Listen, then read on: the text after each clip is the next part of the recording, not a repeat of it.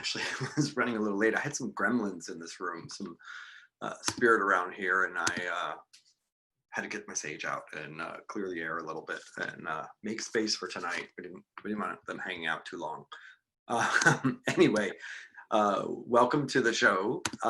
Tonight I have guest Mary Roach. You probably have seen from my mailing. She's an incredible intuitive psychic from Virginia Beach. She's been called the most popular intuitive actually in Virginia Beach.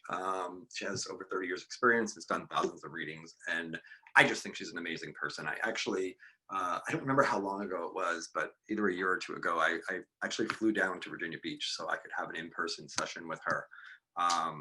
And even though I know it's not necessary, I do phone readings myself all the time. I just wanted to sit with her and sit in her space and feel her energy. And it was such a positive and powerful experience that I felt like I wanted to bring her on and share her with you. So Mary, thanks for being here. You're welcome. Thank you for having me, Asa. Yeah, and how have you been? How's your family been through all of this? Pretty good, pretty good. We've been out of school since, forever. And so the school's been online, and we're gonna, I guess, go back to online, I guess, because Virginia's not doing that well. Some towns aren't doing that well because our numbers are going up because we're a beach area. And but yeah, we're doing good. I mean, we're just, we spent a lot of time together, as pretty much everybody who's listening. Everybody's got to spend a lot of time with their people. I got a lot of time with my dog, which has been nice. So, and because we never left her, so now she's so clingy. I don't know what we're gonna do if we ever have to go anyplace again. Yeah, same. Yeah, Michael and I have talked about that. Totem has been with us 24/7. He has not been without us once. So I don't think he's ever going to be able to be without us again. I think that's it. He needs a ticket. Yeah, he needs to go with you next time. Yep. So that's all right. You know what? I have no complaints about that. He's flown with me. He's gone to California. We flew first class. He slept on my lap. And on the seat? Yeah, he's he's a service dog. And so okay. He's actually supposed to sit on the floor, and I actually had to sign a thing that said that, he stays on the floor. So it was really funny because the flight attendant came over to say something, and she said, "Oh, I just want to let you know." And I just assumed she was going to tell me the dog couldn't go on the seat. So I said, I know, I already signed the paper. He can't go on the seat. And she's like, "Oh, actually, if you put a blanket down, I would never know if he was on the seat or not, would I?" And I was like, "Oh, I guess you wouldn't. I love you." And so when I put the bed down in first class, he jumped up and laid with me, and we slept all the way to LA from New York. Oh, that's great. Yeah, whole lot of fun. I highly recommend it. Yeah, I was going to say, because being underneath is not good for the dogs. Don't love being, they have a lot of problems underneath, and it's, unless you're a service dog, you're stuck underneath. Yeah, and I can't. Unless you can put them in a purse. Yes. Well, I have a little Chihuahua I can do that with. So I can, I don't have a purse, but I have a merce, so I can put them in that. Okay. So let's see, I want to ask you a few things. I'm curious where I wanted to start real quick is, I was looking at your bio, and you talked about having an MA in Transpersonal Studies from Atlantic University. And there are a couple of questions I have in that. One, I thought maybe you could talk to us a little bit about Atlantic University. If that was okay. Would you share a little bit about Atlantic University and its connection also? Yeah, well, AU is a school down in Virginia Beach, but when I went to AU, I think they were started, their history goes way back to when Casey was alive. So when Casey was alive, they had AU. I think they even had like a football team. So it was actually a school, a regular, I think it was an undergraduate school at that time. And then I think over the years, it disappeared and came back. And when it came back in the 80s and the 90s. I think it was the 80s, because my husband graduated from Atlantic University in the 80s, and he was the first graduate for the second incarnation of AU. And so he was the first graduate and all he did was, at the time, was master's degrees. So it was master's in transpersonal studies. Now they do more. They do master's in transpersonal psychology, and I believe leadership. I think they do leadership work. They do a lot, but they've developed it over the years. And so now they've got the online accreditation.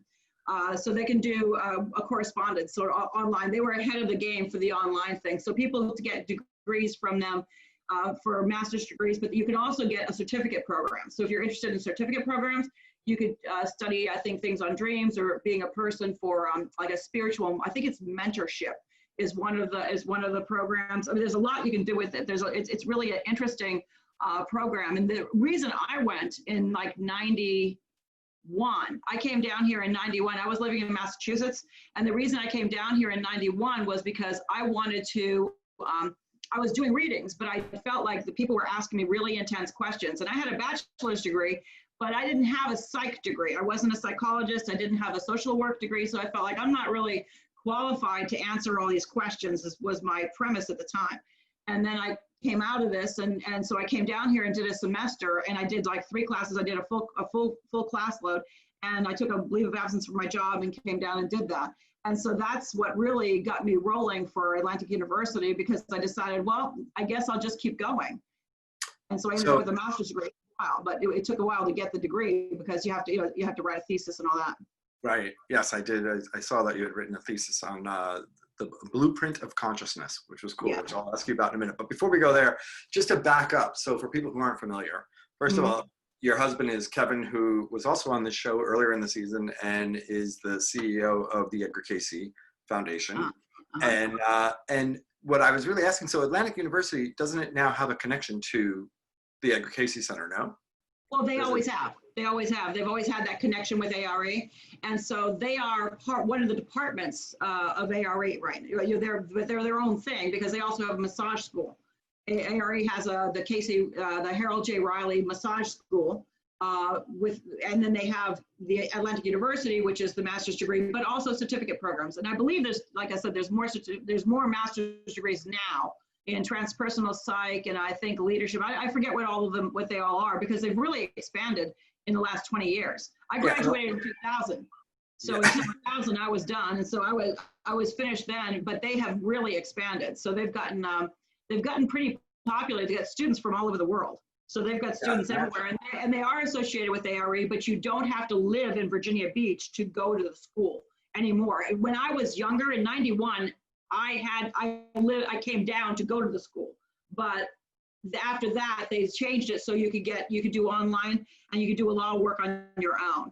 And so they started doing all the online stuff, and so that's what they're all primarily doing now. I was in the last group that graduated in-person classes. Kevin was in the first group that graduated in-person classes. So is it all online, or do they do any in-person still? I mean, prior to COVID, I think people come down and do some seminars and some programs together, but like mine was all in person. But I think they do some small things together. But I think that most of it's online because they've got students in other countries. They've got people but they do come in for graduation. A lot of times they do come here for graduation. Yeah, I imagine. So I know that they come in, maybe, I don't know how often people come in and what their situation is, whether they could even get here, routinely, but people do come in and do some stuff. I don't think they stay away, but I think if you're in China, you're not coming here that easily, so. No, although I will say, if you can get there, it is so interesting to go to the Cayce Center in the area, check it out. So talk to me a little bit about A Blueprint of Consciousness, your thesis. Can you tell me a little bit about that? That started with, and I should have done more with it during COVID. Okay, so during COVID, I should have really done something with that, and I didn't. But what it was I had been seeing a therapist who was now a friend of mine, and he's an ex-Catholic priest. And so we had a lot to talk about, because I was raised Catholic. So it was kind of an interesting guy. His name is Tom Baker, and people around here, know him because he's still he still talks. He's been a therapist for ages now, but he also was he does a lot of speaking around the country and around, with the Unity churches here and stuff like that. But he was doing, I was saying to him, I talk about past lives for everybody else, but I don't know what my past lives really were, and I don't know what ever happened to me. And he said, well, why don't we try some hypnosis? Because he had studied hypnosis, and we did some. And so what happened was I started going up these stairs, and I don't know if he had suggested it or if I just started doing it, but I noticed that every stair had a different color. And that's what started our conversations. Is he started asking me to talk about where I was and what I was experiencing at different levels. So we didn't really do we did some past life work, but we didn't do as much, but we ended up really going through this process. And he was really kind of the person that was giving the instructions, like go ahead and, okay, he was the, I forget what they call conductor, like the person who was actually conducting, like Casey had his wife Gertrude conducting the readings. He sort of became a conductor for some time when we were doing this. So, and it was a whole world. We were seeing, higher levels of consciousness, and there were levels that you could not speak, or at least I could not speak. I could not speak because it was so high. And then there were levels that were so much lower. But I focus on basically these 3 octaves, and the 21st century being a time that we're going from the personality of the ego into the soul level. And the soul level, and everybody has different lessons on different pathways. Some people more are learning love. Some people are learning more about healing themselves. Some people are learning about service and doing things for others. So there's these different sort of pathways you could walk, and every octave up from the personality to the soul to the oneness has a higher vibration. So love on the personality level is more like romantic love, and that's sort of like I'm in love type of stuff. And then soul level love is unconditional love, and then the higher level of love is more like oneness. It's more radiant. I think what was in the thesis is radiant love. So it's like Jesus. It's more like Jesus, the way Jesus radiated everything, healing radiated off of him, and love radiated off of him. So that was what that was about. So basically the thesis has these different pathways, and then like love and healing and all these are different depending on what octave they're in. And we were living at the time when I wrote it in the Piscean age, which was really the personality, and now we're moving to the soul level, and then beyond that is into the level of oneness. So, so when you say that you should have done more with this during COVID, and talking more about this during COVID, so can you talk a little bit about the significance of COVID and what's happening right now within relationship to the blueprint of consciousness? Well, I think we're actually heading into the Aquarian age pretty much full speed ahead now. I mean, we were sort of tripping into it a bit for the last 20 years, but now we're really in it. And you know what? I wanted to ask you this too, because I noticed that with readings, when you did readings like say in the 80s, or say the 90s, the idea would be you would do a reading, but it would be like one person would have a divorce, and somebody else would have an illness, and somebody else would have, some other problem with their life, their kid or something. And what's interesting is it would be, but everybody else in their world would be kind of okay. They'd be kind of okay. And so that what I noticed is as we started going into about 2016 or so, 2015, 16, somewhere in that time frame, I noticed that we were all in the same boat. Like it started being this thing, instead of being like one person in the family is having a crisis, everybody was having a crisis. And it was maybe a different crisis for different people, but they were all in the same boat as far as having a crisis. And so I noticed that it became more universal. And then it's sort of culminating so far in what COVID is. Everybody's dealing with COVID, just like in World War II and World War I, everybody was dealing with World War I and II. You couldn't kind of get out of it. I don't know where you'd have to live. You have to live somewhere way away from it to not have to deal with it. We're in the same thing again, where we're back into this thing where we're all in the same boat. And that's why we should try to get along maybe, or try to be a little bit nicer, or try to be a little bit more cooperative, because I don't think this thing's going to end until people start cooperating. I think that's the whole thing. There has to be more cooperation. Now, maybe it'll end even if people don't, but it'd be nicer if there was more cooperation, because that's how because we're divided, right? So the idea that we start realizing, hey, we're all in the same boat. And the same thing that could happen to me could happen to you, or it could happen to your mom, or it could happen to your dog, or, even like we're all in the same boat. So that's what I was thinking. It's all at once. Well, you said a lot of things in there. I'll go back to first, you said you'd like to ask me. Yes, I also noticed somewhere in, between 2010 and 2020, it changed, and there definitely were more patterns that were happening in people's families and their lives, and in the people that were around them. But also, I noticed that there were more patterns. Like I would have 4 clients come in a day, and they all had the same thing going on in a different situation in their life. Like I started seeing patterns between my days and the people that were getting booked on days. It was really interesting, because I even had times where yes, and I even had situations where like somebody would cancel and somebody would get slipped in there, and that person who got slipped in there had a similar pattern to the other people I was seeing during that day. Like I started noticing these trends of sorts, of consciousness. And I think, it's funny, I led a meditation today, and I was talking a little bit about coherence and coherent frequencies as opposed to incoherent frequencies. And you know, as we get more towards oneness, we're gonna you know, not all our coherent frequencies are necessarily positive, but ultimately, you know, if you take a mind of somebody who meditates, if you take a master Buddhist, let's say, you know, they find that there's more coherence in his brainwaves, you know, so there's greater harmony, you could say. So same can happen with frequency, with energy, with light waves, can be coherent. And I think, you know, there's a place where we can be coherent with negative vibrations. It's not just coherence doesn't just imply positive. And that's the one thing I do see some spiritual teachers teaching, that it's actually not, it's not really true if we're talking in terms of physics. And so I think what we have are, when people are stuck in their karmic patterns with their families, they're becoming more and more coherent in those patterns with one another, right? As we get more and more divided and more in our struggle, like when I watch even politically, the right and the left, as they get more polarized, they're more coherent with one another in their frequency, in their fight. There becomes a coherence in that. And so then they lose the ability to evolve out of it in some ways, you know? So when you talk about us coming together more, or what did you say? More cooperation? Was that the word you used? Yeah, cooperation. Maybe empathy would be helpful. Yeah, I think there is a part of, like, it's actually softening on our positions, and actually coming to a place where there's more cohesion, more room for communication, for, you know, more openness in the conversation, because people are moving to fixed positions and then projecting it in at the world. And I think we're doing a lot of that. And so what we're doing in doing that, you know, it's like, I'll give you an example. Somebody comes at you and they're really angry, right? And they're coming aggressively at us.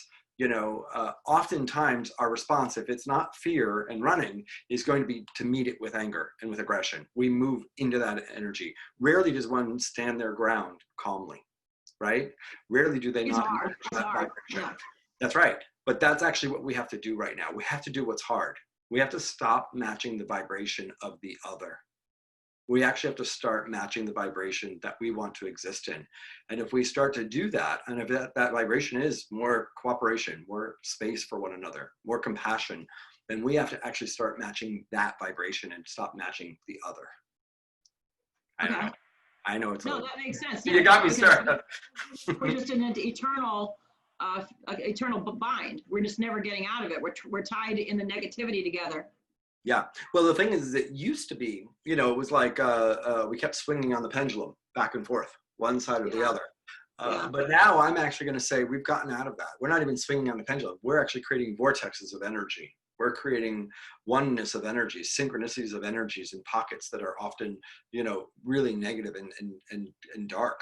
You know, and there are also people out there that are creating the positive and the lighter side. But the truth is, we kind of have to get out of positive and light. We have to actually get to a place where there's more space, more humanness, right? More compassion, more heart-centered, which has space love. That's right, which exists actually more in the middle. It's not really love doesn't really exist in either polarity. Love is pervasive.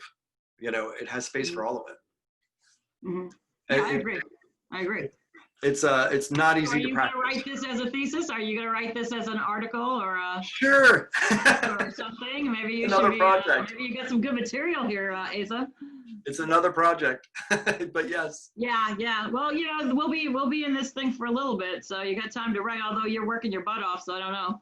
Yeah, I think the key is, you know, figuring out how to stand up, how to not go to sleep and just say, oh, well, the world is what it is, and sort of cop out. How do we stay acute and connected to the world and the changes that need to happen without trying to dominate? And it's not really easy. I think the way humans have made change in the past has always been through either dominating or rebelling in some way, right? Through force of some sort. So how do we actually learn how to continue to push forward for change and what we need without just creating it through domination of other? And I'll tell you, that would be love. Yeah. The key is, that's right, consciousness. That's what I didn't say. So love, exactly. Going the higher vibration, because you don't have the polarities at the higher vibration. I don't think. Right. It's not the same. Yeah. It's just not the same. I think on the physical realm, right, we always have some polarities, right? But I think that it just moves less, the pendulum is less extreme, right? It hovers around the center of love. It has an organization to it that's not there when we're not in love. In the space of love. Yeah, and I don't think anybody's having an easy time. So I think people are going to continually be uncomfortable. I mean, we're all kind of uncomfortable here and there because I think it's meant to get us out of what kept us in that old pattern that you were talking about, that pendulum, that polarity back and forth. Yeah, it's interesting because I see the people and I talk to the people who are really uncomfortable, who have really been rattled by COVID on a lot of levels, you know, and I don't just mean, obviously the loss of work has been awful for some people. People getting sick is awful. But I'm also talking people who are not necessarily sick or out of work, but people who are just in fear about the instability of the world, right? Because right now it's so like, it's so hard to predict where we're going. You know, I don't know if you've noticed this with readings, you know, it's even reading the future, you know, you go back to the late 80s, you know, early 90s, and, you know, you could see so much further down the road when you were doing a reading than you can now. Now I find, you know, we're looking at the next couple of months at best, you know, and maybe what the energy will be later on. But as far as specific informations, there's so many variables that are happening right now. That's the thing, it's the variables. There's way more variables than there used to be. And you know why? Because they used to be just in karmic patterns. So if you look at, okay, well, if you're always going to be a fixer and you're always going to be a caretaker and you're going to keep marrying people that want to be taken care of and you're going to keep divorcing them eventually, like whatever it is, whatever the pattern is, it was easy in the 80s and the 90s to read that. And even the 2000s, it was easy to read that because the pattern that they were in, you could tell when they were still in the pattern, and we all live those patterns. So it's not like I don't live those patterns or you don't. We all live those patterns, but when you're in the pattern, you can really feel the rails on the pattern, like you can see the limitations to it, what's going on with it. But starting around, I don't know what year, but starting around maybe sometime in the 2000s, I started noticing people break out of patterns and really break out. I mean, hardcore, really seriously break out. And there was always a few, okay? There was always one or two, somebody broke out before, but it seemed like they were going from the soul pattern of karmic lessons, which would be, okay, here's your lesson, here's your lesson, here's your lesson. And, you know, like your dad is a control freak. Okay, so you're going to marry a control freak, and then you're going to turn around and maybe you'll become a control freak, or then or your kid will be a control freak, and you'll have to stand up to that kid too, or whatever it is, whatever the pattern is. And so when they get past that pattern, it felt like all of a sudden I couldn't find the old pattern. And that's what was so interesting. And I'd be like, well, this is who we were talking to. And I was thinking, wasn't she married, or did she get divorced, or wasn't there something big there? And I wouldn't be able to find it. And I started not finding the patterns, almost like people started releasing or forgiving. And then I noticed that they were in what Casey or any of us would say would be free will. They're in much more of their own free will, and they're able to become a co-creator with God. Now, are they doing it 100%? Maybe not, but they're certainly doing it for some patterns of their life because they ended the stuff that was easy to read, and the patterns. And then the co-creation, it's up to them what they want to create. I think that's why it's harder. Well, and it's harder to do it. It's funny because I was going to use the word exactly, free will. That one of the things that I think has happened is that people have really begun to get more connected to the present moment, and people are meditating more. They're becoming more conscious of themselves, and therefore making new decisions, you know, and making new choices and exercising the free will that they've always had, but were so identified with their patterns they didn't know how to exercise it the same way. And so people are waking up to that, and I think it's causing a big transformation for the better. You know, it's got its challenges, but also for the better.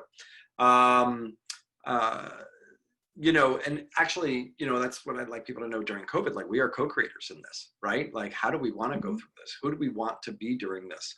You know, what I started to say earlier was I was talking about the people who were really having a hard time, but I also have a lot of people who I've talked to where, you know, in a sense, being sent home to be quiet and to connect with themselves has caused them to do just that. And they're feeling so much more connected and so much more plugged in. And I've had many people have told me, you know, I'm not happy about what's happening in the world, but I am grateful for some of how it's impacted me and some of the changes that have come inside myself. You know, and there are those people that are in the middle, right? They have both, right? They're scared and they have that going on. I mean, they're allowed. They have anxiety about the instability of the world, and also have gratitude for feeling more plugged in and more centered in themselves.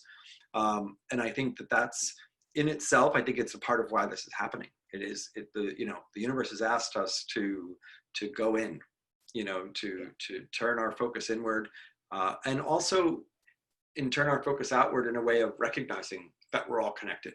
You know, even if even if just through this virus right now, right? Yeah, because you can give it to somebody else if and so the whole idea is you can give it or get it.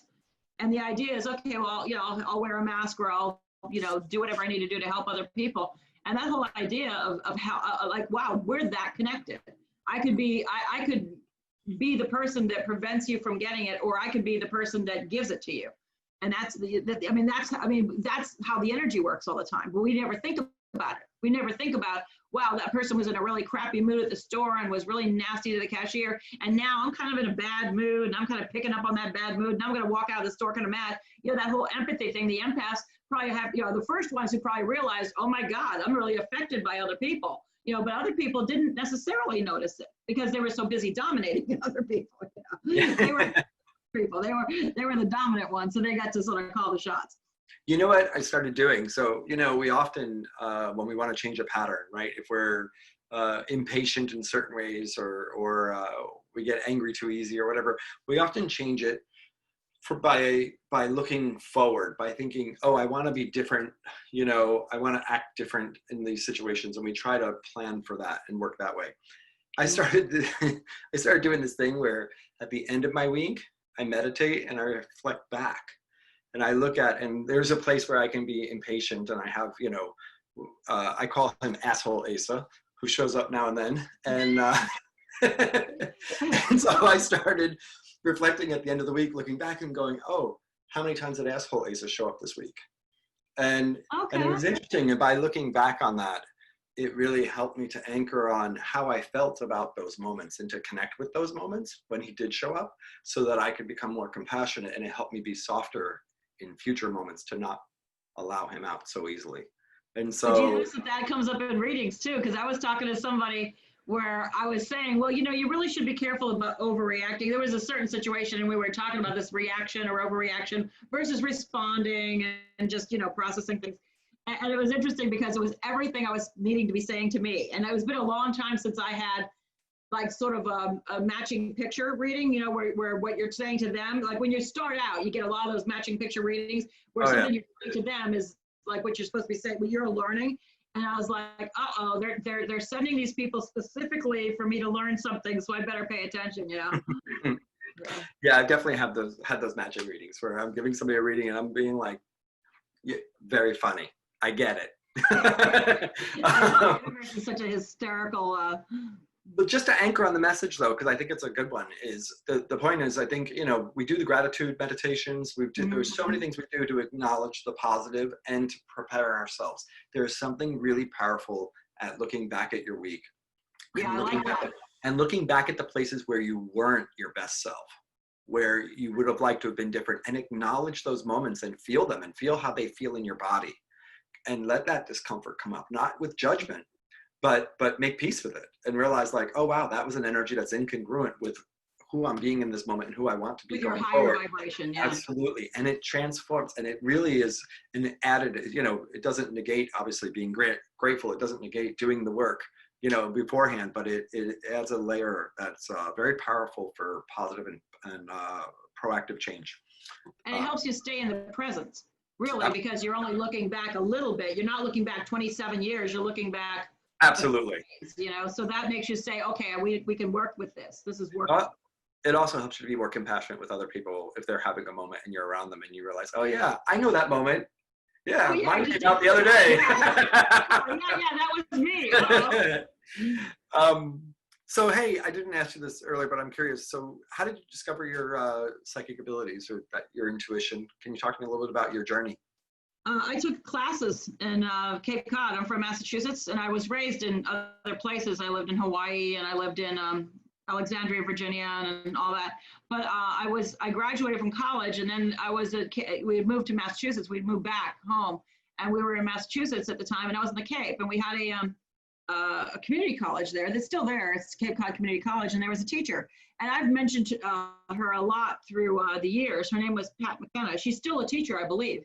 And she was a teacher who taught in the community college, and she had a massive class. I mean, this is, I'm from this place where I was, it seemed like everybody, it was more open. So if you talked about psychic stuff, it wasn't, oh, you're so weird, or are you a witch? Which, you know, some of the questions I've gotten down south is, you know, have you talked to Jesus lately? Or, you know, do you want to join a church? But back there, it seemed like it was kind of more open. And so, and this class was massive. I think there was at least 60 people in it.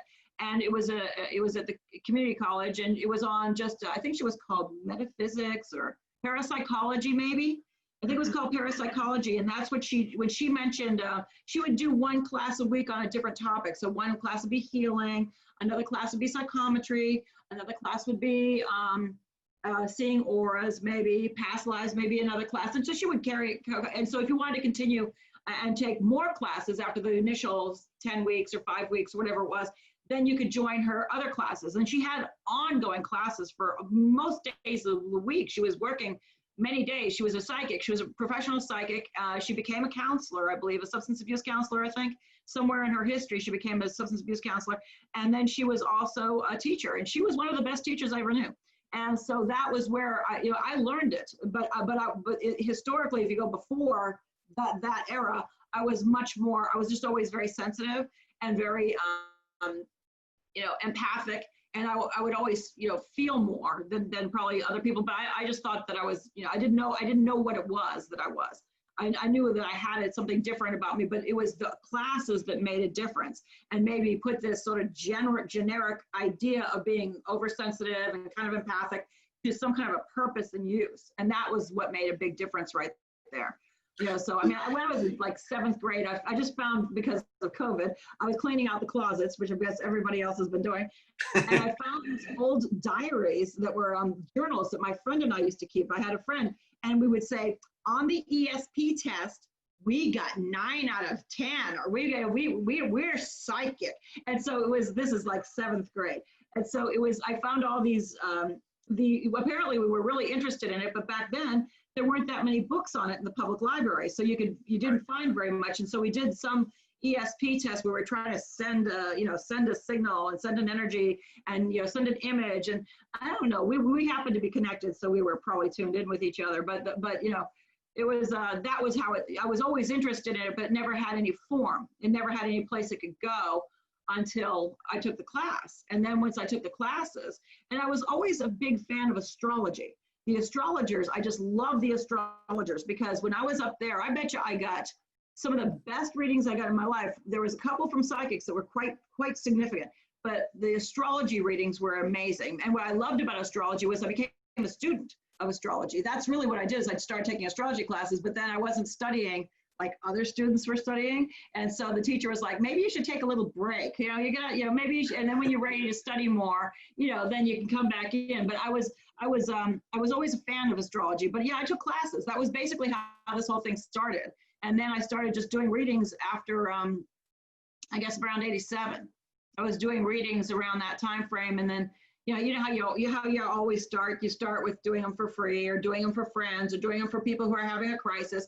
And then you end up, people talk to each other, and, then it starts to, I guess it can start to take off. But where it took off was when I moved down here too, because I was taking classes, and then they were doing the first psychic fair here. But not psychic fair, it was this first psychic conference. It was the Edgar Casey Legacy Conference, which was basically teaching everybody to do psychic work. It was teaching just like Pat did. And they had Caroline Lieros and Henry Reed were their 2 original teachers. And they came in and said, well, we're going to hire psychics, and we're going to hire everyone at the conference will get 2 readings. And so that was by 91. I was tested, and then they happened to have more people sign up for the conference, and they didn't have enough psychics, and I got in. So that's basically how that happened in 91, but I was just taking classes. So nice. So do you think with the right form, with the right information, that most people could read? Yeah, well, I think everybody has intuition. I think everyone would be able to read it momentarily, but does everybody have the patience to do it, or the No, yes. Is it part of their purpose? But the one thing I noticed, particularly when I got to ARE, was it was used. There was in the classes, one guy was a police officer, and so he needed the intuition for. He actually was I forget it. I think his name was Don. but he was a guy that he could draw. And so he used his intuition to draw out the face of the suspects. So, I mean, so everybody's, I think the whole idea, at least with ARE, was use your intuition where you are and apply it to your life. So everybody has a place they can apply it. Absolutely. Yeah. Yeah, I think there's varying degrees, right, of intuition, and, you know, just like there's varying degrees of muscle strength, you know, Right. and things like that, like, you know, but everybody can exercise and get stronger. I really think that everybody can learn to develop more with their intuition and their psychic abilities. Like you said, you know, it's not everybody's purpose to be a reader per se, you know, but it doesn't mean that they can't be more connected and have more access with it. And so much of it, and I love what you talked about, was taking classes and getting form for your ability, because there's a lot of sensitive people out there, and you know, over the years I've spent a lot of time talking to the people who say, well, but I'm not like you, and I'm like, well, you know, a lot of what I'm like came with education, like learning, right? It wasn't all, you know, there is the gift part of it, right, of awareness, but a lot of that gift of awareness was really just being aware that I had an awareness. Like, I think that a lot of people have it and just aren't even aware that they have it. You know, Yeah, well, and maybe walking around like the way you were or the way I was, which is really, really open or really sensitive or really overwhelmed, and then not knowing what to do with all of that. And you know, once again, there's some people use it for creative uses, some people use it for, you know, intuition. Intuition can be useful for everybody. I mean, matter of fact, if you're a soul living in a body, I don't know how you will find your purpose unless you're intuitive. Because if you're really free of your karma, say you overcome your karma and you're done with it and your lessons are done, then how else are you going to know what to do with your time here unless you're connected to spirit? I mean, you wouldn't know what would guide you, because what used to drive people forward was their old karmic lessons, right? If you're not in the karmic lessons anymore, then you're going to have to be connected to spirit and say, oh, I think I need to do it this way. Or I think this is the next thing, or I've got the feeling, or I had this dream last night, or this is the direction I should look at now, or I should call this person and see if they need any help. Or, you know, like, you have to follow that, you know, live it and follow it, which is a lot harder to do than learning to do readings. Yeah, it's the practice. Absolutely. You know, it is a practice of consciousness, which is not easy when the habit of consciousness is, we're programmed otherwise, right? We're not necessarily programmed into our intuition, but we can do it, and it just takes practice. I'm also interested, do you connect in with spirit from the other side? Do you do mediumship type work? Yeah, I don't do it the way that the spiritualist church teaches people to do it. Right. I do it my own way, because if people come in and the person's not talking, I had a reading from a really good medium one time, and my mom was a real quiet person. And he says, well, I don't know, I'm not getting a lot from your mom, because I guess she was really quiet. I said, yeah, she was really quiet, but you better have something to say here. Yeah, because, you know, I'm like, yeah, knock on the door here, Mom, I want to talk to you. And what was really interesting is I found that I couldn't do it until after my dad died. Now, when my dad was alive, I guess it hadn't occurred to me, or maybe I didn't get that. And I remember the client in Massachusetts. I remember her name. I remember who she was. She was the first person. Her father had died. And so for whatever reason, that was the first person that asked me, could I talk to her dad? And then I did. And it was just after, it was the same, like within, you know, a month or two from the time my dad had died. So there was something about me sort of having a new experience that allowed me to then tap into that. But I didn't have formal training. The spiritualist groups, I think they have a very specific type of training, and I don't do it that way. There's lots of different types of mediums that are out there, not just the spiritualists, right? They're just one of the older, more organized groups that have been around, going back to the days of like Lilydale and Casadega. And then, you know, you talked about in your readings, so that you said, by the way, that was really interesting. I should have acknowledged that. Very interesting that your father, your experience with your dad opened you up to connecting with her father. Yeah, I noticed, it was something that I just noticed it, and I just was like, I wonder if it's because Dad's over there. And then I never tapped into my own dad. For whatever reason, I've never had much energy with him. You know, I talk to him sometimes, and you know, I have my own opinions about things, and he has his. But I don't, you know, I've just noticed that I could do it for other people, but not as much. Yeah, it's harder for ourselves. Yeah, because we're more in our own loss, right? We're more identified with, you're not here physically, like, even if we know better, right, that you're not here physically, I don't get to talk to you. It's harder to sort of surrender that and say, okay, I'm going to allow this is higher experience for you. But for you, it's easy. I can put that aside and totally be like, well, let's see who's around for you, Mary. Yeah, And let's check you out. Yeah.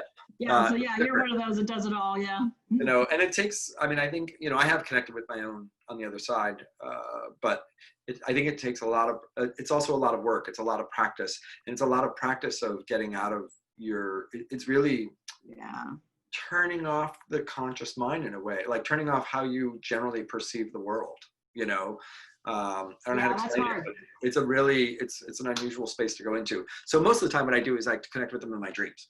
So I write them letters.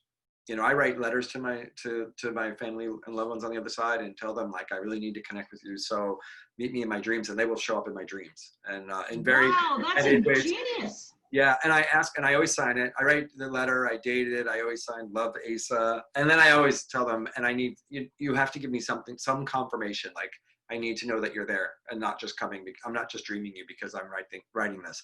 And so I always wind up getting a confirmation. Cool. Yeah. I've had some pretty wild dreams with it. That's a cool trick. I like that one. I might steal that, Asa.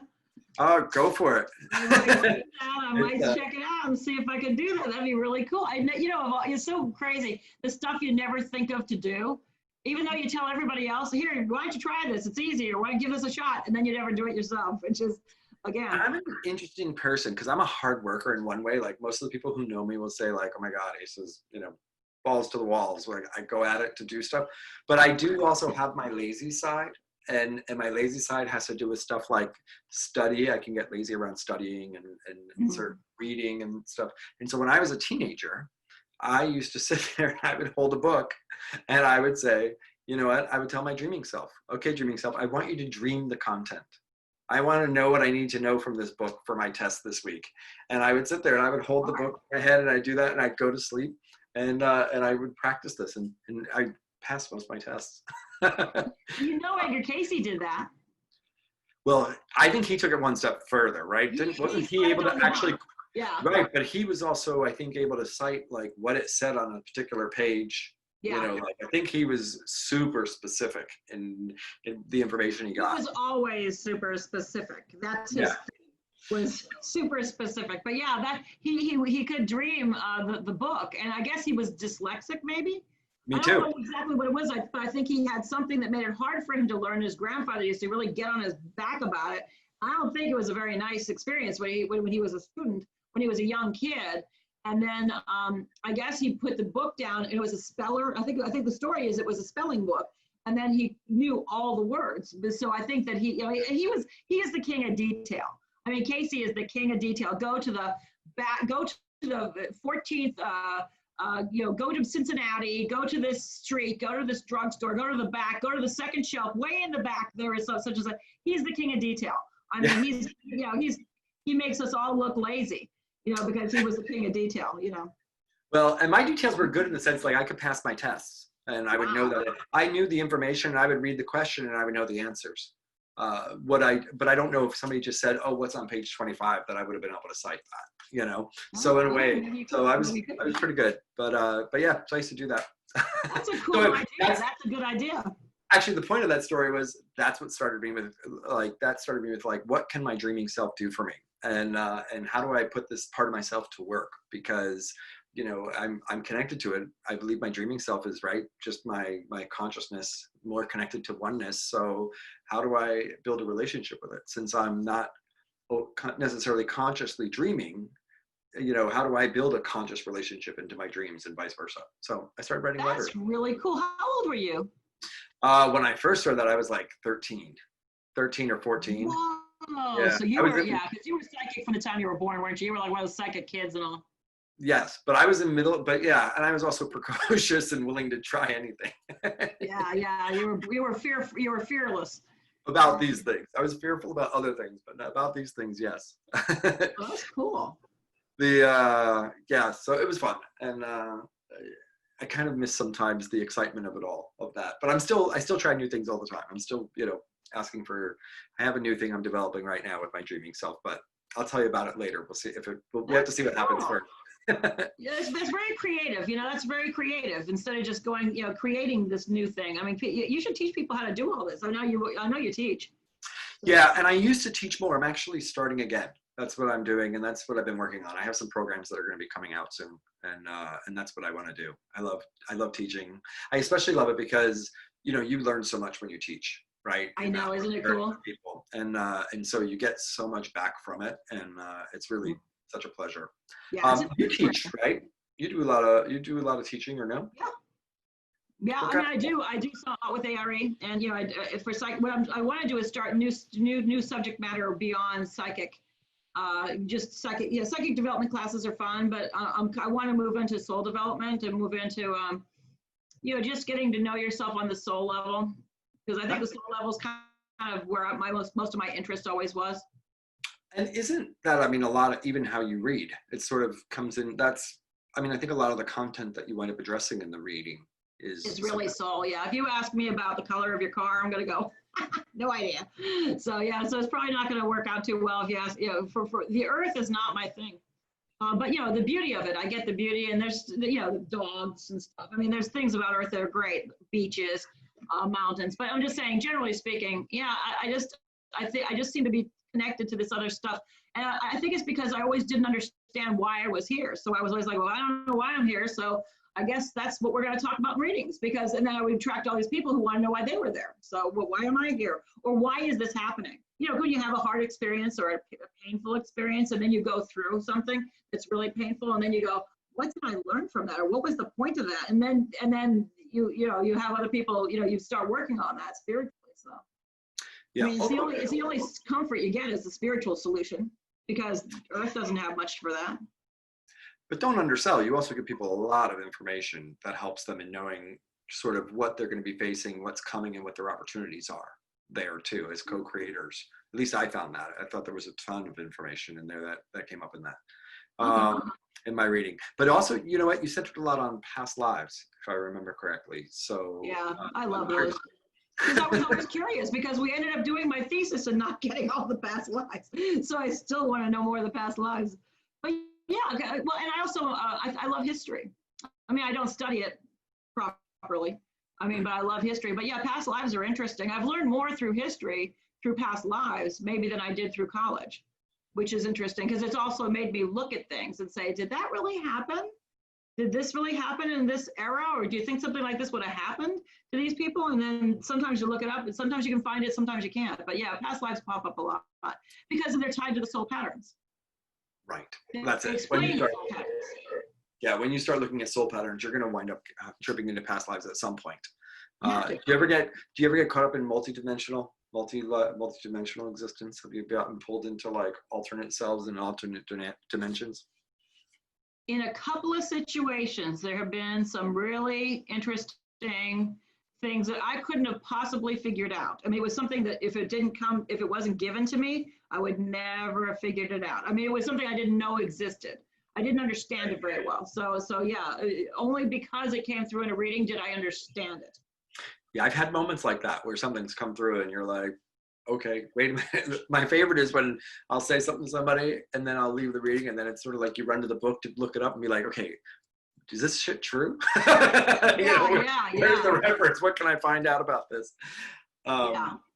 Yeah, really funny. So what do you think about past lives and like what's happening with COVID? Do you think that, first of all, do you think that there are a lot of people's past lives experiences that are being triggered in this, that maybe people who've had experiences in past lives? I'm pretty sure if you were in the plague, you're pretty paranoid about now. So if you were, what's those masks that the doctors used to wear? If you're dreaming about plague masks and you're like, I don't know if did I last? Because that was a pretty gnarly illness, the plague was. And then I mean, it's interesting. I think that they're tied to everything, because I feel like that for some reason, everything about COVID, it just feels to me that for some people, they're not even remotely anxious about it. Although I had somebody who was not anxious about it, but then she got it. And then now she's like, I think she was so sure of her health that she felt like nothing's going to happen to me. And then something happened and she got it, and it was much more brutal than she imagined. And so for me, there's the people who don't think it's a big deal, and then they might or might not. Hopefully they'll avoid it, but they might get it, and then it changes their mind. But it also has been, some people are really not anxious about it because they're like, I think psychically they don't feel connected to getting it. Like they don't feel like that's their thing. Maybe they felt like they did their time somewhere before. But I think if you were vulnerable to something before and you felt victimized by it, it could create that victimization again in this era. Yeah. I'm also wondering, what do you think? So you talk about like soul patterns, soul lessons, right? I don't know that you said soul family, but then there's soul families, we have such a state of discomfort for humanity across this globe right now, right? The world feels so unstable and unsure of itself, where it is and where it's going. Politically, it's a mess, out there. Do you think that there's, a soul pattern for humanity as a whole that's operating right now? Yeah.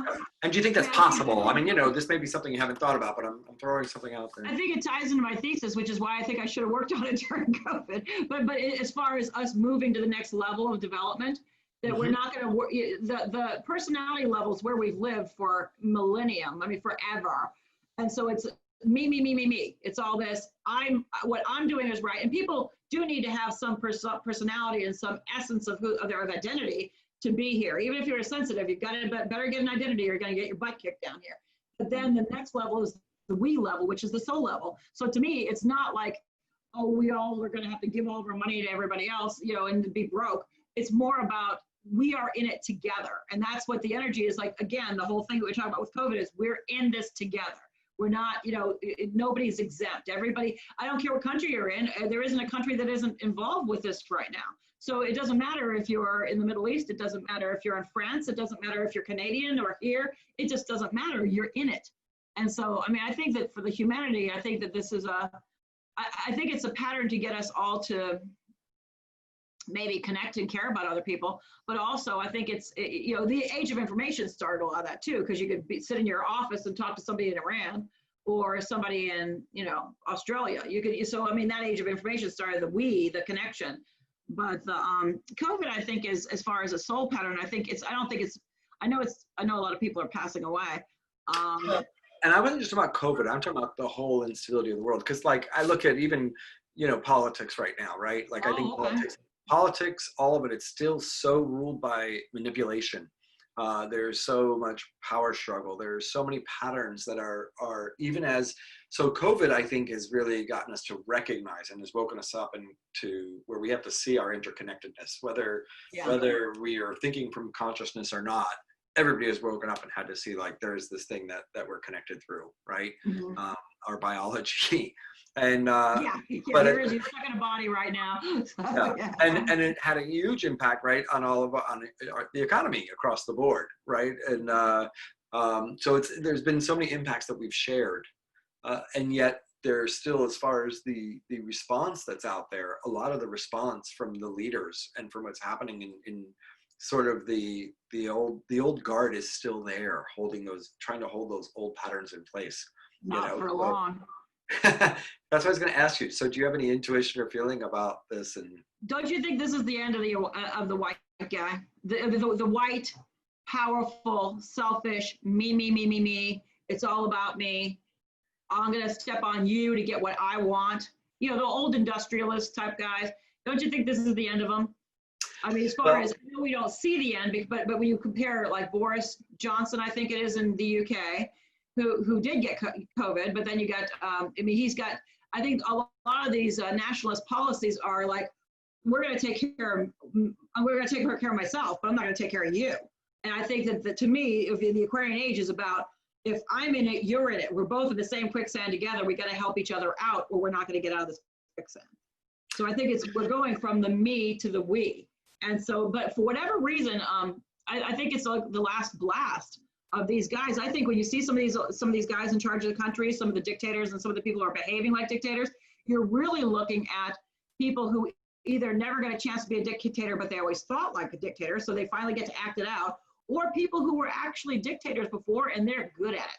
And so, but this is their last gasp for them to do it. I don't think they'll be able to do this again. I think eventually the souls who are more evolved will be running the show eventually. I think I think they will block people from coming in at a certain point. Did I start picking up like that kind of information reading in the maybe around 20, 22, 25 years ago? There was some information about certain souls, if they chose to really be selfish, and I don't mean just selfish, I mean cruel and destructive and vindictive, that kind of vibe. If they were going to do that, then they weren't going to be coming back in once they left the plane. And so it felt like there was that they were. I don't know where they're going. I mean, I don't want to go hang out with them, but they're not going to be coming in as much anymore. Now, what day that begins, I wish I knew. Wow, interesting. Yeah, it does feel like it's the end of it. I agree, but I will say I see them digging in hard, and I don't think it's a smooth ending. You know, I don't think it's over yet, and I don't think we should. No, I think they're going to be dragged, kicking and screaming. And I also, just like any kid who wants their way. But the other part is I'm also concerned that we do it with, that we also, before it happens, I think it's important that we keep growing in consciousness and in connectedness and interconnectedness, so that we don't wind up with just having the opposite polarity in there, where it just changes, the guard just changes, where it's a different extreme, you know, where it actually comes from a more holistic perspective of governing, you know, because I do think that's what happens. We have to stop flipping from one side to the other. And I don't just mean right, left, you know, but just from one aspect of consciousness to another, but actually becoming more holistic in our consciousness. How do we serve our community? How do we serve a we, as you said? Yeah. I had a Miss Blassa on earlier this season, who she's a medicine woman and just an amazing teacher. And one of the things she said that COVID was asking us to go sit on the earth and ask ourselves how we can be of service. How can I be of service during this time? And that I kept thinking of her when you talked about people coming together and cooperating and working together. You know, how can I be of service? How can I be a part of the we in the best way? Which is bringing my me to it. You know, it's not getting rid of me, but it's bringing. No, you're still there. Yeah. That's right. So it's such an important part of it. How old is your son? He will be 17 on Saturday. And has he talked about this? COVID and his own reactions and feelings about the world. You got any? What's his perspective? I think he, you know, being a teenager, he really wants to hang out with his friends. I mean, they really want to hang out with their friends. And sometimes they can get together and sometimes they can't, depending on what's happening. And different families have different health problems. So you have to be, they're having to think about the health problems, you know, ahead of time. But what's interesting is he asked my chiropractor to order N95 masks and he's giving them out to people whose families, you know, have problems. I mean, I bought them, but I was like, what are you doing with, what are we doing with these masks? Because I thought our masks were good enough. I didn't think that we had to have an N95. But he was giving them to all of his friends or people who had problems that he felt like if they were in danger, he's giving them. He's like, oh yeah, I gave 5 to him and I gave 2 to them. And I was like, okay, well, and they were people who really could use a much more potent mask. You know, you're not supposed to. I know the healthcare people probably are like, excuse me, don't do that. But you know, the chiropractor had ordered enough that I just paid for some of them off of him, and then he still was using them for some of what he was doing. And then you know, there's, you know, I'm not sure exactly, but Tyler's kind of happy with you know, doing school on his own time, because otherwise they're up at 5:45. And I think that the kids doing this structure of here, we're up at 5:45, we're at school at 7, we stay until 2:30. I don't know that we're going to ever go back to that extreme schedule. We all lived through it, and it was not easy. It may not have suited everybody's personalities, and I think that's what he's finding out is, yeah, I don't really love getting up at 5:45 to make sure that I can go deal with all this drama, because there's a lot of drama with these kids, you know, in high school. And so, but you know, he actually did really well. He had a lot of A's in his classes at the end of last quarter, even though the last semester, even though he was out. They've all been out since March. Virginia Beach has been out since March 15th or March 13th, something like that. Virginia Beach has been out for a long time. Most states, I think, have been. Yeah, and I think I would have responded well as a kid to studying from home.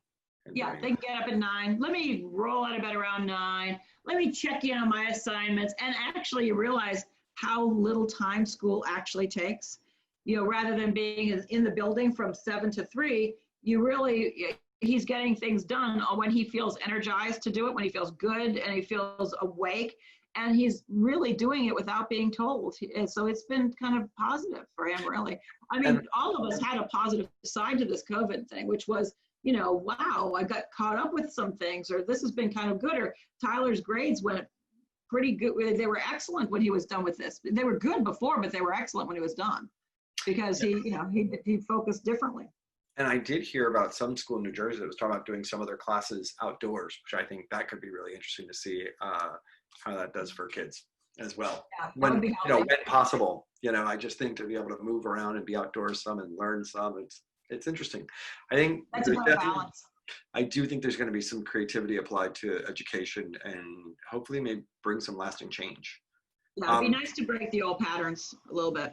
I just want to mention to everybody, because I noticed we do have a question here that I'm going to ask you. And if anybody wants to ask a question, you're welcome to throw it in the chat, or there's a Q&A box. Either one. I do look at it now and then. So if you have any questions for Mary, feel free. And so one person, Anna, came in and she said, you know, since you deal with past lives, she wondered what you thought about soulmates. Soulmates? Yeah. Soulmates are kind of fascinating, because soulmates are the easy ones. Soulmates are the ones that you've already resolved everything with. It's like, we're buddies, we can communicate well, we cooperate well, we collaborate well. We work well together. So whether, but the whole idea of soulmates being always romantic, that's not true, because I've seen siblings that were soulmates. I've seen moms and children, mom and daughter, and mom and son that were soulmates. So I think soulmates are kind of an interest. They're the ones who've already worked out the relationship. They already are good. They already are. We give the other one a benefit of a doubt instead of assuming that they're trying to being after them. So soulmates, I think, are usually the easier relationships in your life, but it can be romantic. If you have a romantic tie with somebody who's a soulmate, you're going to have an easy breezy time. Anyway, it's pretty pleasant. My husband wrote a book on that. He wrote a book on soulmates, and actually talking to different soulmates. Some people had planned on being together as married couples, but some were like brothers and sisters, and some were fathers and their, you know, their oldest son or whatever. So I think soulmates are interesting. But yeah, those are the easier ones. Those are the ones that the gift. The one that where spirit says, hey, you're not going to be alone. You're going to go through some stuff, but you're going to have these people, and they'll have your back. So soulmates are the people that have your back. It's that's interesting. It's an interesting perspective. What's his book? Soulmates. Oh. I think it's called Soulmates. So Soulmates. Kevin Tedeschi is his last name. Yeah, by Kevin. I was just going to say by Kevin Tedeschi, Soulmates, and yeah. I'm sure there's another sentence there, but the main thing is soulmates. But the stories are very beautiful and very pleasant and very comforting, that you're not alone and that you feel connected and stuff like that. It's very, like I said, some siblings are connected like that. And that's what he's got all through the book, of these examples of this broad, soulmates isn't just a romance, although the romance does happen for some people, but other people, it's, you know, their best friend. Yeah. Well, I definitely think that not all soulmates are romantic. I agree with that. You know, that you're soulmate along the way. We have different, and we may have multiple soulmates in one lifetime, right? So another person asked here, do you think it's vital or very important for your intuitive development to know about your past lives? Can knowing about past lives? I never found out about mine. What's that? I never found out about mine that much. I mean, yeah, that's what writing a thesis. So I don't know. Well, wait, here's the second part of the question. Can knowing about past lives be a distraction or keep you from figuring things out for yourself? I think it's only useful to talk about a past life if it is healing for the person and if it gives insight into what they're in now. So just like a general listing of past lives is a complete waste of time. I mean, and I was doing psychic stuff, and you were too, because we're not, I'm older than you, but I know that you were been doing this for a long time. I think in the 80s, there was this idea that past lives were, you know, people were so proud if they were Cleopatra. And then you read about Cleopatra and you go, oh, God, you know, I don't think I wanted to be her. And so I think once you learn anything about, and I noticed that the real past lives that I noticed where somebody really truly had a powerful experience, and most people, 99.9% are not famous. Most of us are peasants, you know, or we, you know, cleaned up the slop buckets, or we didn't have pretty lives here. But a lot of this, I think you don't have to know about all of them. I don't think it's useful to just have a listing of it. But if you realize I have a problem with somebody and the past life between us, what is there a past life? Is there a reason that we're together again having this problem? You know, say it's your boss, say it's your sister, say it's your brother, say it's your mom, whatever it is, then I think that can be helpful. But I think it's good to know about it if it's going to be useful to the person to solve the problem, but not to, you know, dwell on, oh, I'm a victim. Oh, you screwed me over before. That's not going to help. I mean, that's not going to help. That doesn't solve anything.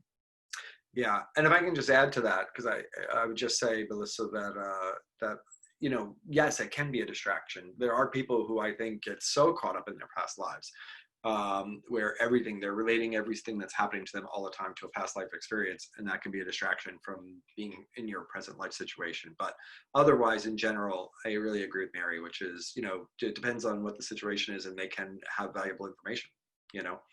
Yeah, if you're using it to feed up your ego, yeah. I mean, it's not gonna, it is a distraction. Yeah, but the other part is, I do think, to answer the first part of her question though, is it vital or very important? You know what? It is a way to go in your intuitive development. Is something that commonly comes up, but not for everybody. And the answer is no. It's not necessarily vital or very important in your development of your intuition. There's most likely a point in the developing of your intuition that you're going to bump up against past lives, where something's going to come up and you're going to be like, if you're opening, you're going to be like, oh wait, there's a pattern here and it goes back, you know, 3 centuries. Like, patterns are useful. The past lives themselves may not be. I mean, right. I agree. I think the patterns are if you've lived the same pattern for like 10 different lives, or once again, most of the patterns can be good too. Say you were of service for many lifetimes, but you are amazingly good at being of service in this lifetime and taking responsibility and owning things and being a healer.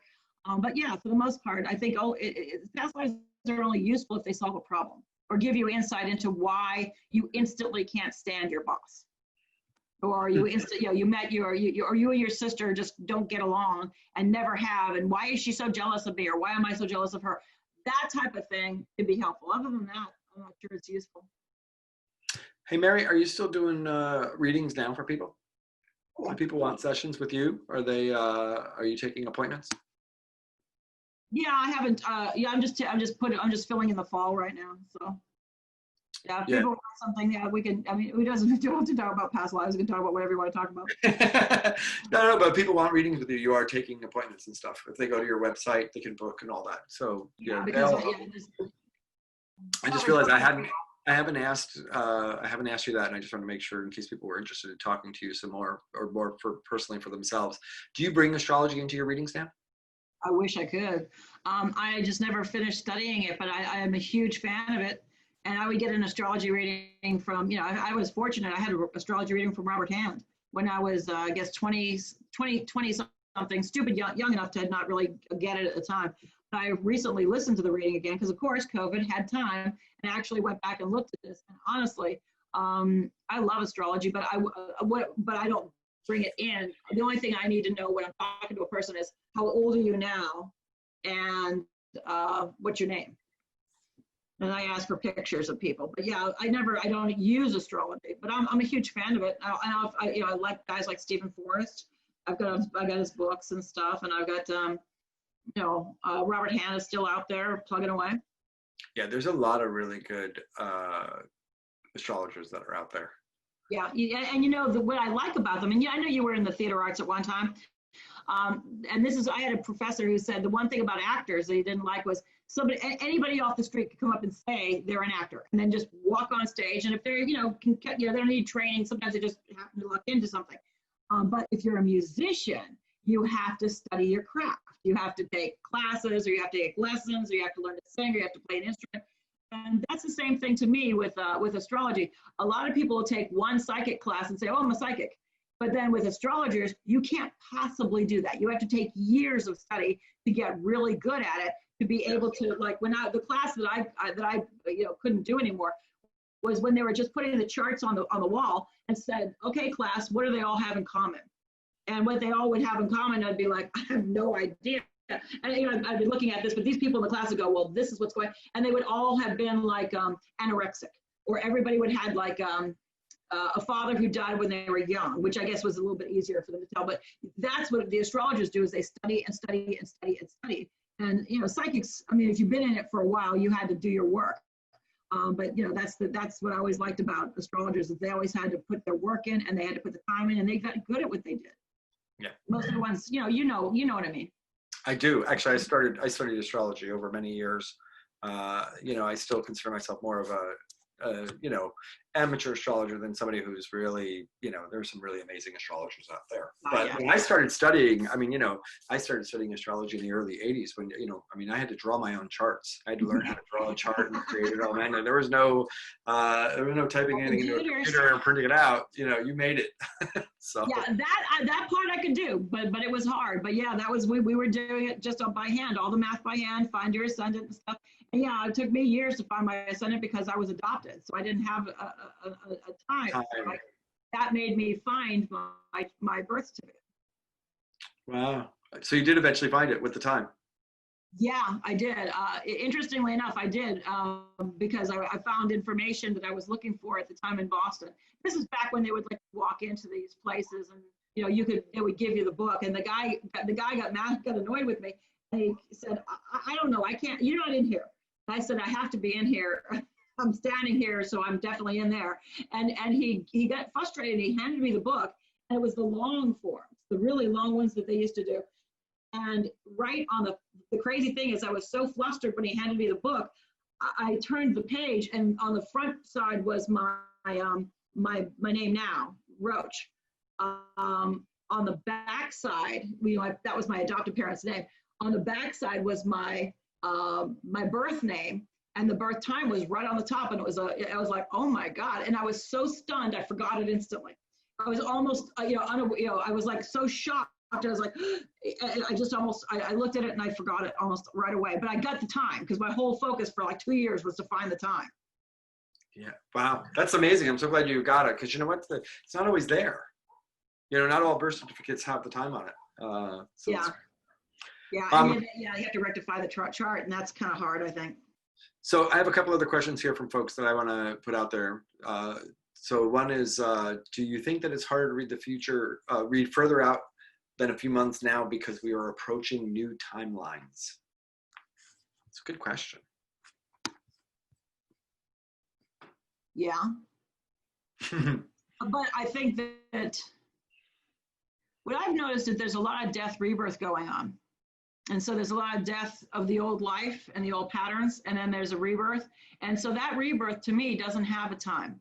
It doesn't have a, I guess we're talking about birth certificate. It's sort of like, in the 1400s, people would die, or say the 19s, 10 or 20, people would die, and they would be done with their life, and they would say, okay, well, I learned to love, or I learned to be tolerant, or I learned to forgive, and that would be it. They'd be done, they come, and then when they reincarnated, they come back.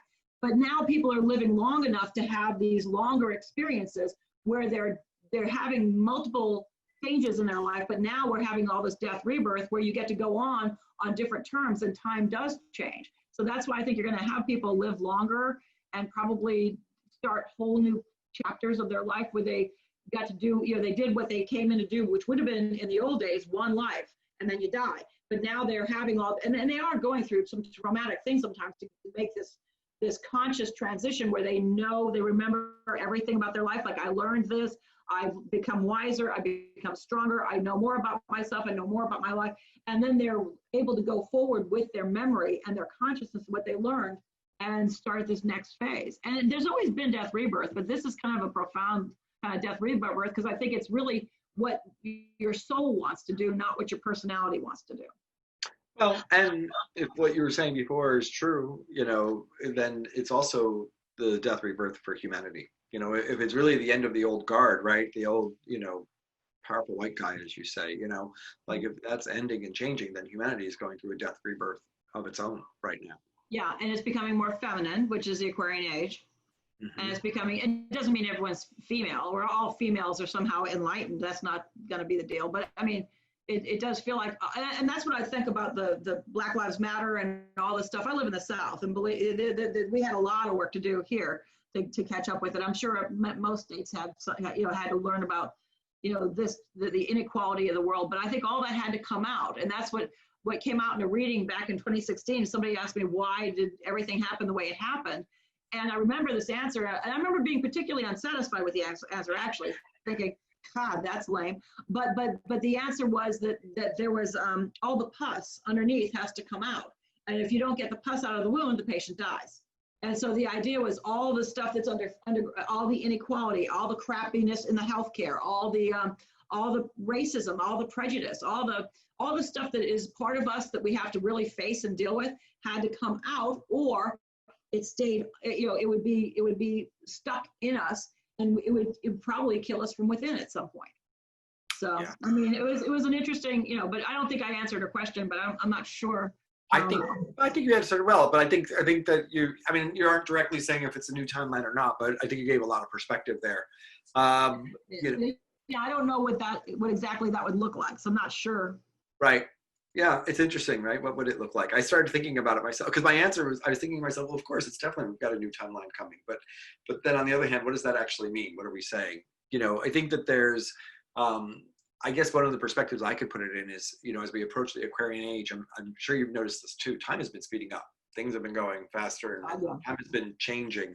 And I do think in a sense, we are moving into a new time. And we do know through Einstein that time is relative, it bends, it changes, and time is literally changing. And I do think that our relationship to time and its relationship to us and the structure of it is actually going to change, is changing actually right now. Yeah, and I think you can go back into the past and heal parts of your life by dealing with your own past. And I know somebody, and it was a really interesting exercise. She went back and comforted her younger self. Now, this is something she did spontaneously because of some traumas that happened. And so she spontaneously did this thing where she went back in time and comforted her younger self. The weird thing is, she had a psychic memory about some woman coming to talk to her when she was like 7 or 10. She was the woman that did it, but she just did it now, which is really interesting. There is Kevin's got a couple of blips.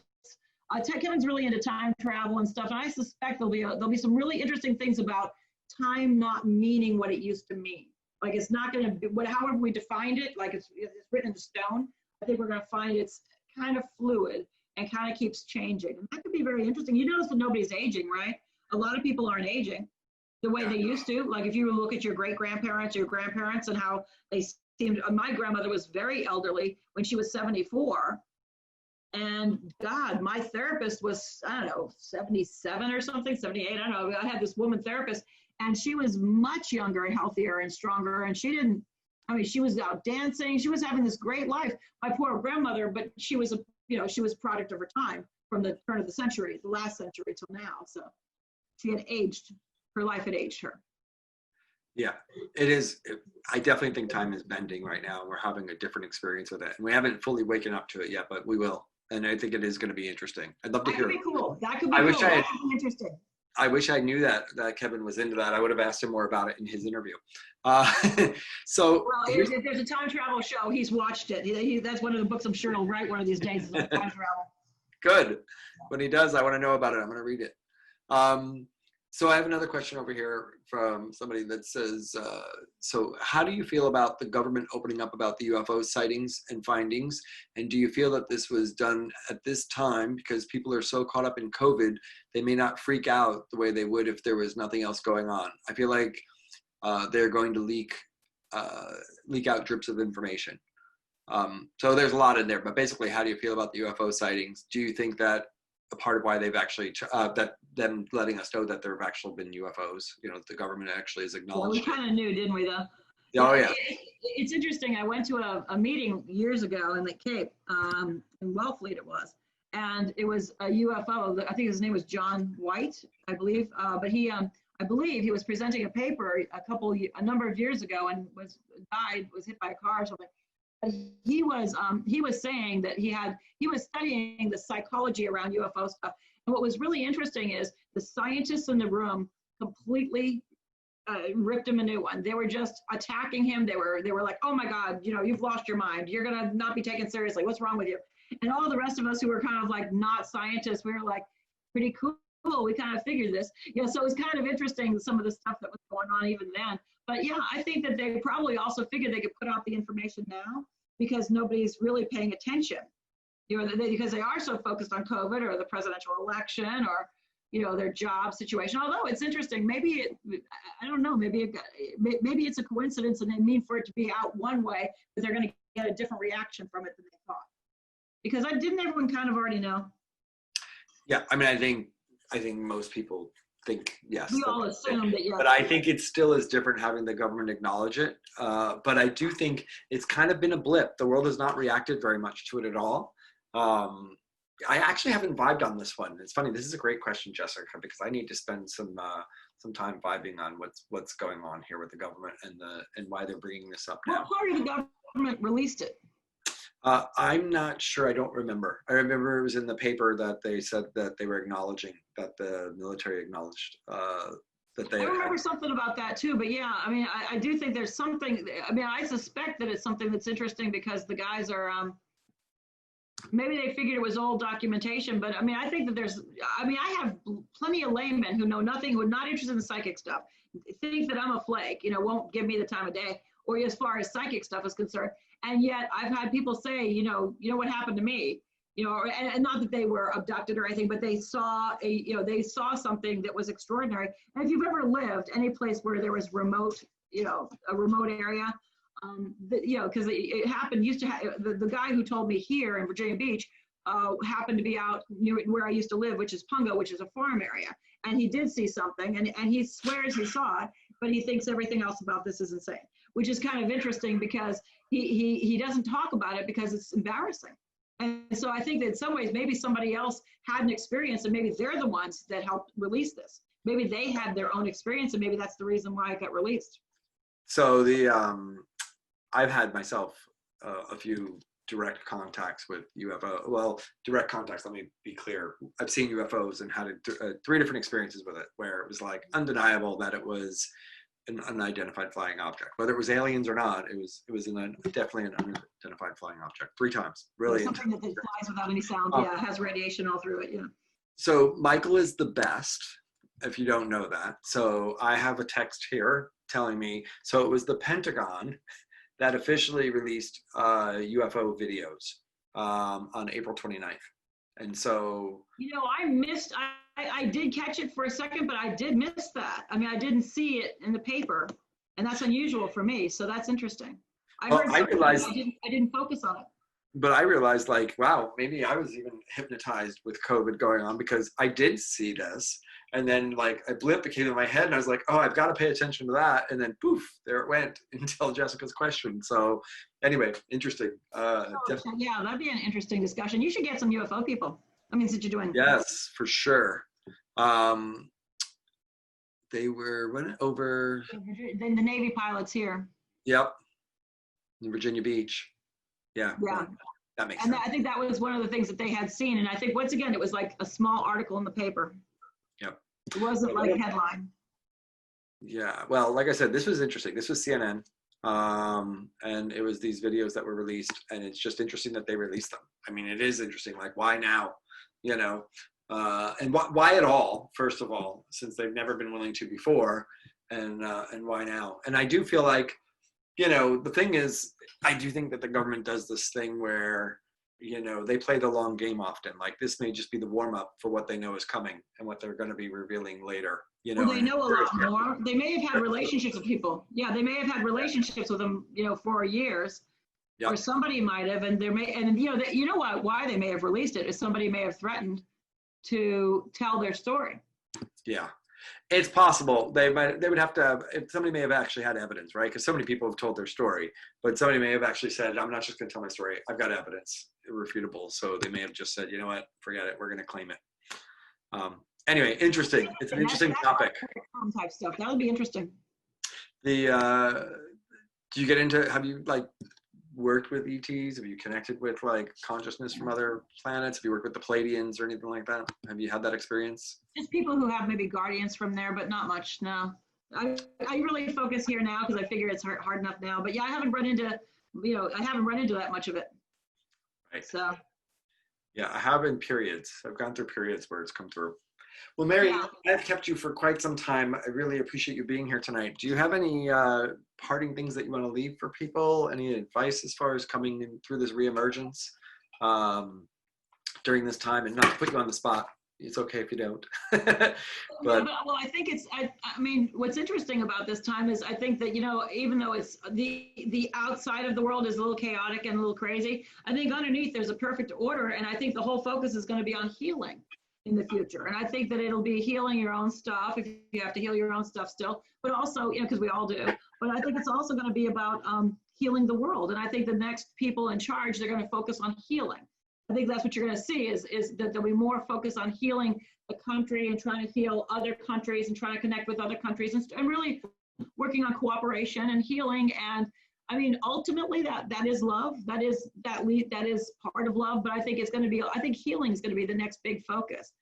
So I mean, honestly, I think that people, it's so interesting. I've got so many clients where all of a sudden they're kind of getting the life that they kind of always wanted, but you would have loved it when you were 20, but you would never have appreciated it. But now the life that they would have liked when they were 20 is starting to actually manifest. So I think there's some really good stuff starting to happen. So I think you can create more of it.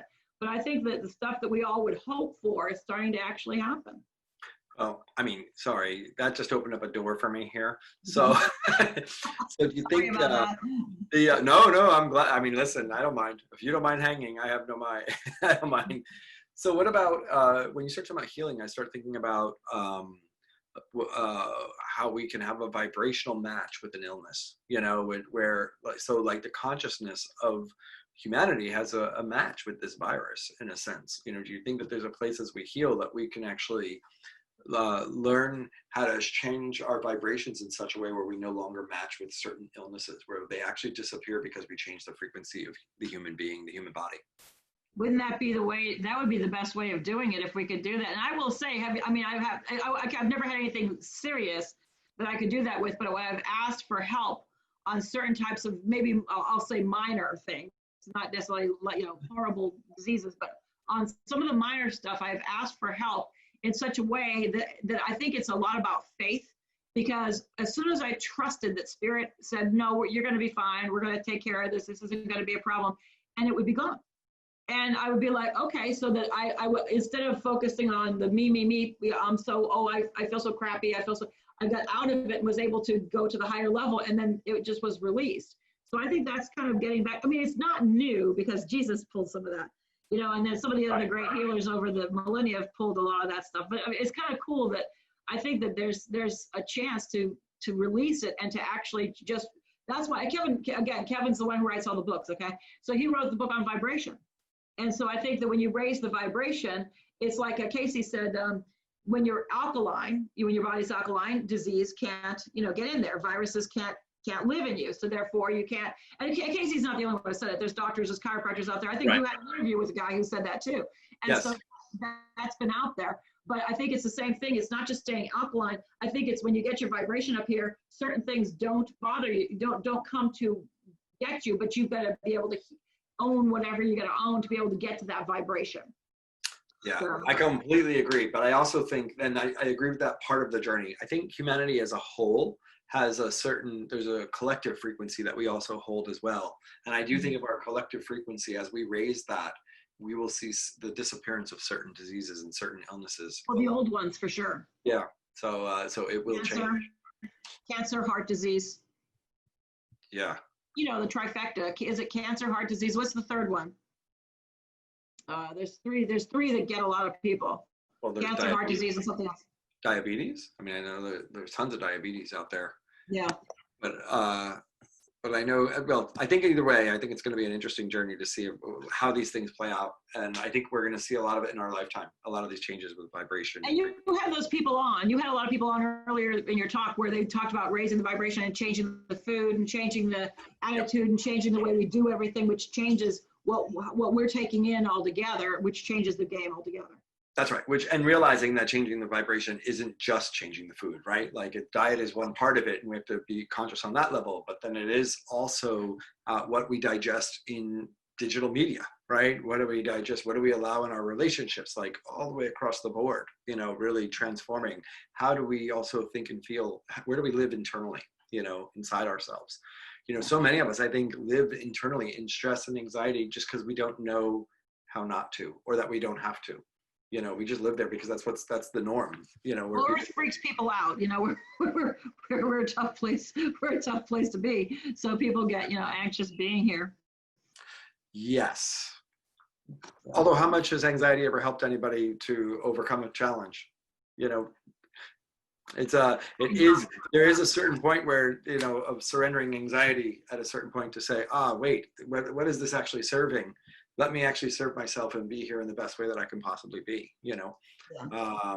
And I think it's so much easier said than done. Don't get me wrong. I don't think that many people, if you're somebody who suffers anxiety, I know that you don't just decide to feel anxious or not. But I think I'm talking about a shift in consciousness. You know, we think, you know, I think we're taught, right? This is scary, so of course you're scared. Well, yes, okay, but how do we learn to acknowledge our fear in a way that we can say, yes, I'm afraid because this is a frightening situation, but I can be conscious and choose to not live in fear, right? I think a part of moving to the higher consciousness level is separating the ego experience from our conscious self, or from our awareness and our ability to raise ourself above that, you know, and live more plugged in.